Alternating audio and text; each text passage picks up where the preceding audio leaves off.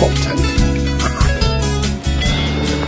Well, greetings everyone. Welcome out to the woods and welcome to another camp.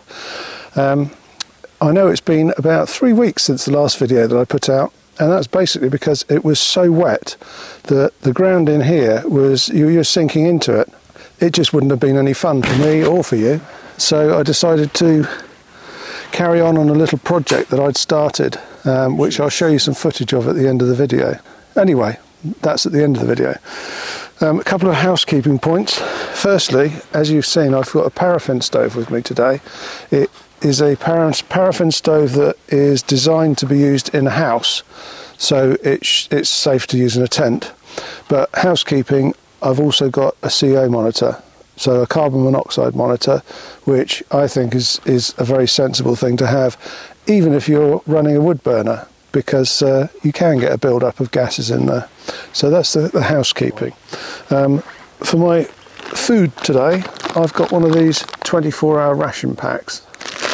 And one of the things that they've got in there is an energy drink.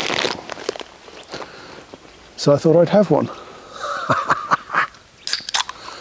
It's Friday. Cheers. Oh, that's better. Now,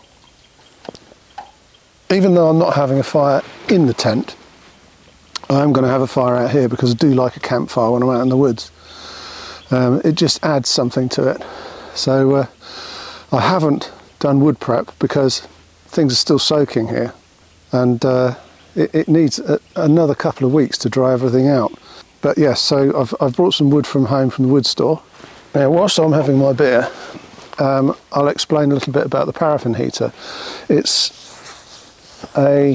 it's a Chinese built one. I've got another one which is a Japanese one, which is much better, but it's a directional one and it's a bit clumpy to carry into the woods. So that one's much easier. It's kind of like carrying a lantern. But I think it kicks out 3 kilowatts of heat when it's running at full pelt, and about 2 when it's running at low, which is probably what I'll run it on tonight. It's supposed to use 1/4 of a litre or 250 millilitres of paraffin an hour, and it's got a 6-litre tank, so by simple maths it should mean that the heater will go for 24 hours. Now, when you look at these hot tents, I know everyone's doing videos about hot tents at the moment. It got me thinking, because they're not really a hot tent. They are a tent that's treated with chemicals to make it so that it's fire retardant, and then they put a place for the chimney to go out, but there's absolutely no insulation on it whatsoever. When we bought the Norwegian Lavu in Norway, that one's a bit different, because yes, you get the outer shell, but they also have an inner for when it's very cold, and it's a cotton inner which just hangs down and leaves about, I don't know, a 2-inch gap between the outside and the inside. And there's also a line that goes all the way around about a metre off the ground that you hang blankets on, because then it gives you even more insulation. Now, when we bought this Lavu in Norway, the lady who sold it to us asked how we were going to heat it, and we said, well, we're buying a wood burner from you, which is the one that you've seen me use. But she said, well, what are you doing overnight? And we said, well, we use a wood burner.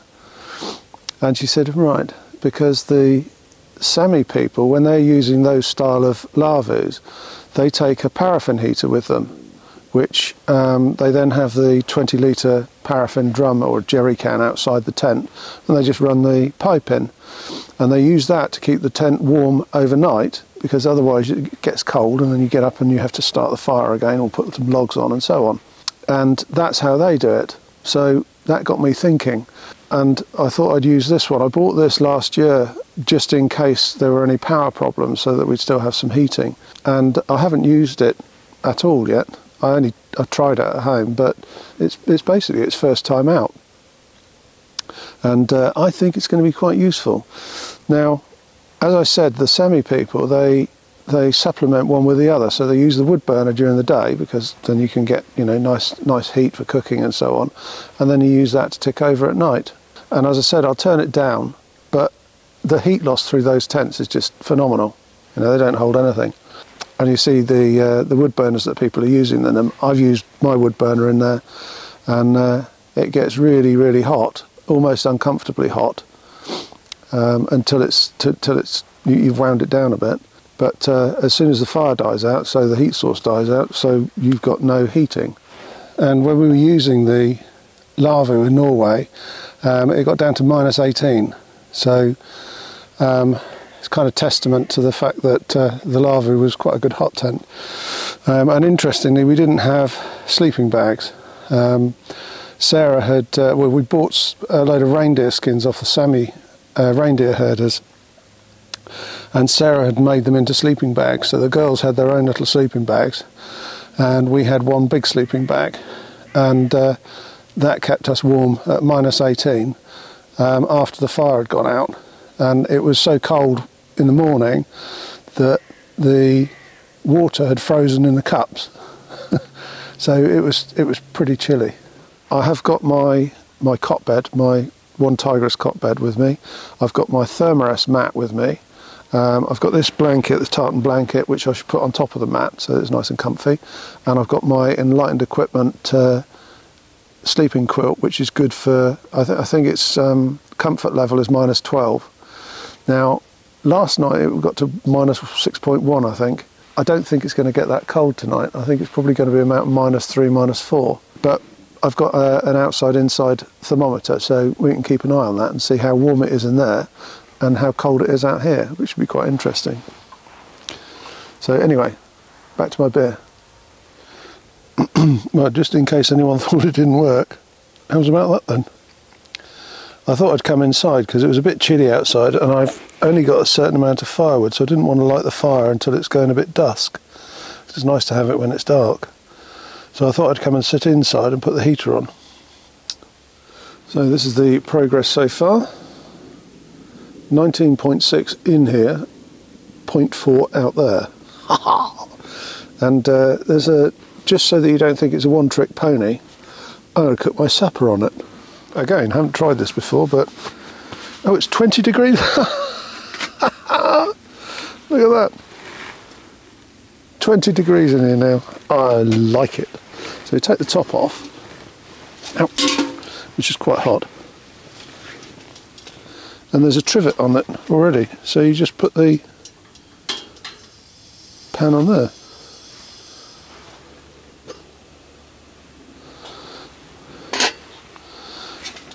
We have heat.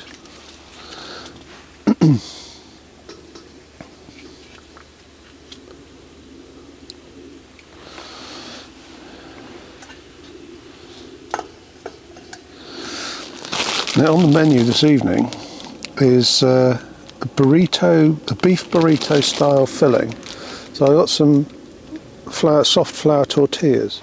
My sister went to the Sturgis motorcycle rally this year with her husband Mark, and they brought me back a coolie, which is the perfect fit. It doesn't fall out of your hand. Well, it's had a good 10 minutes now, so I'm going to take this off, and I think I quite like to get some warmth into the tortillas. So my cunning plan is to put that on there and let it warm up a little bit, and put the tortilla on there so that warms up a bit. Nice and hot. It's a bit like that. Ooh.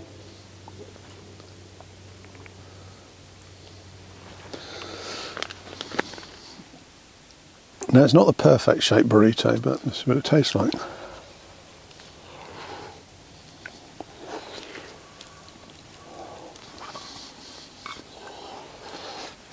Ooh. It tastes quite good. Like all of these things, it needs salt, and I forgot the salt. In fact, there might be some hot sauce in that pouch. Rescue me. Some sambal. It's a hot meal in a hot tent. You can't knock that. I do need to bring some salt next time. That was just stupid. Stupid.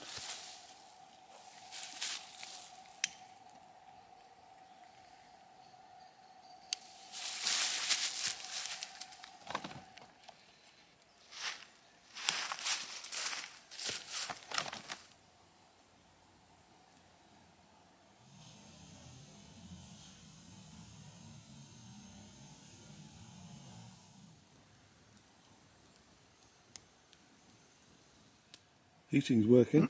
I can honestly say that's been a really enjoyable evening.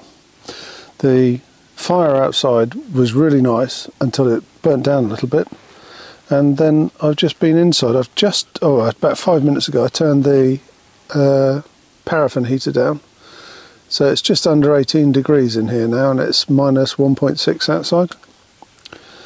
So it's very comfortable in here, and I'm just about to hit the hay, so I'll say good night and I'll see you in the morning.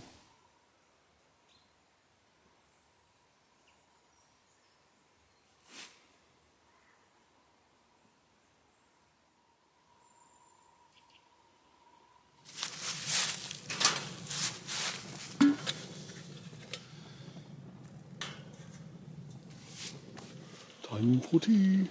Well, good morning proper. Nice cup of hot tea.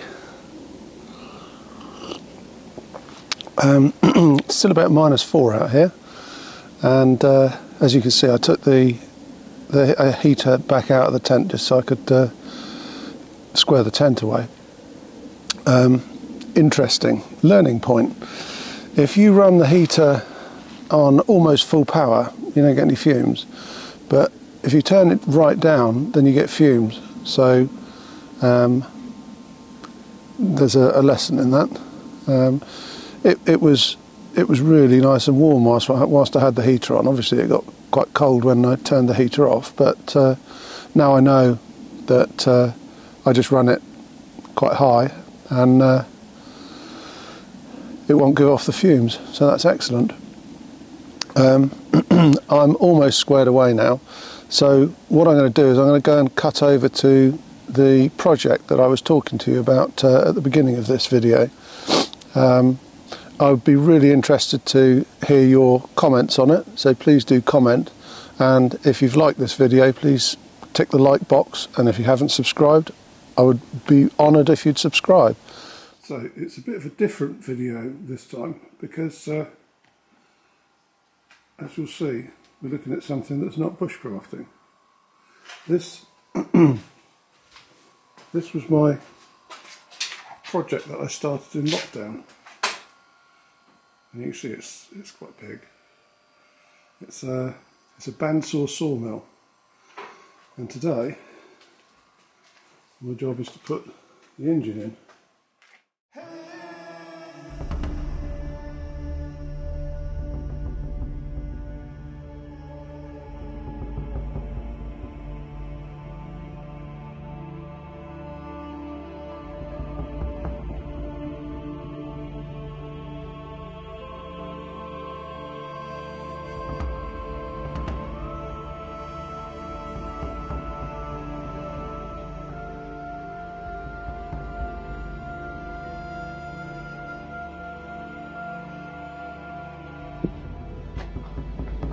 Oh, the beast is up there. It's a Vanguard 37 horsepower V-twin engine.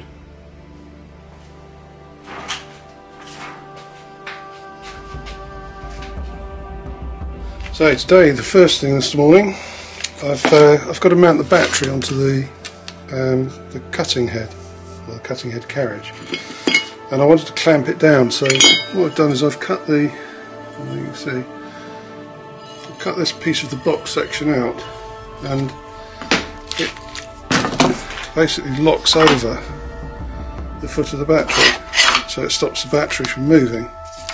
And then they go on kind of that end and that way up in the middle, which then locks the battery in. So the stainless plate that I showed you just fits on top of here.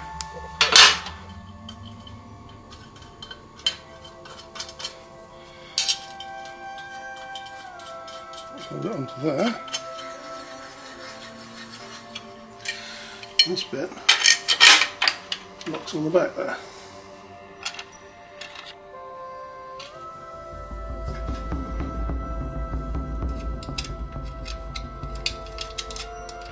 So I think the next thing to do is the battery cables over to the engine, and then we can turn the engine over, which will be interesting because it's never been turned over yet.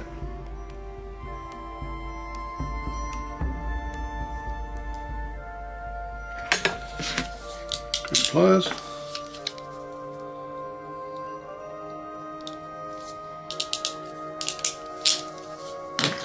I've got a good connection. So that's the earth cable made up. But this is a bit of a milestone moment because these keys have never been in this engine. Making the right noises.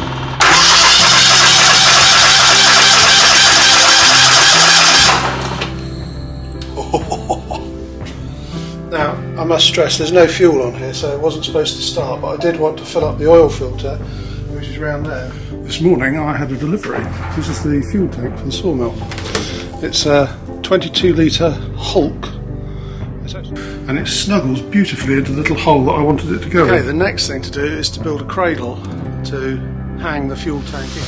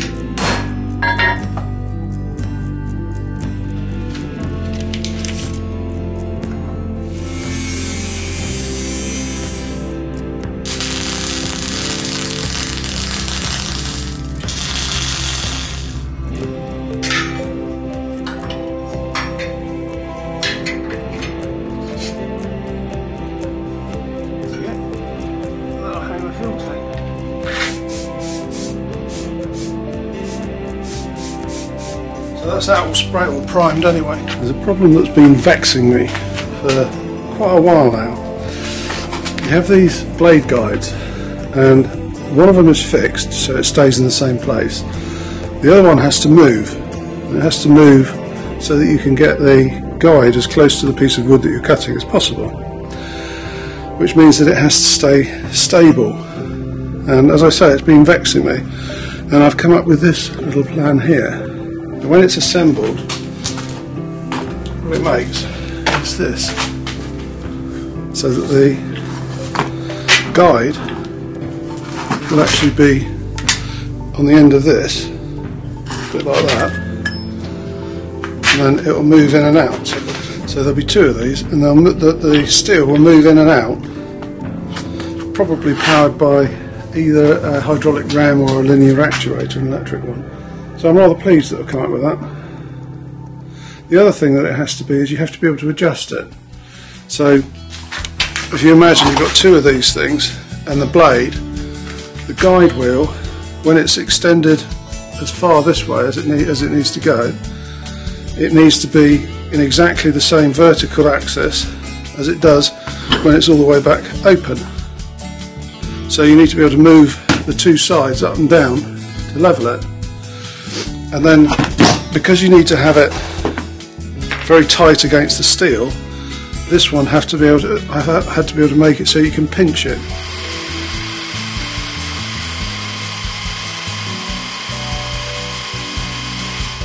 So this is it working. There's no movement whatsoever in that.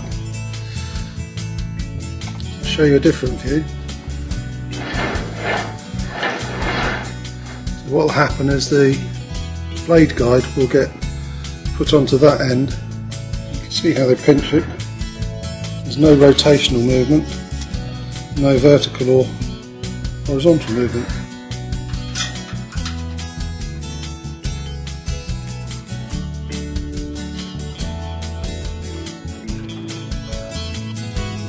thank you very much for watching this one, and I'll see you on the next one. Bye bye.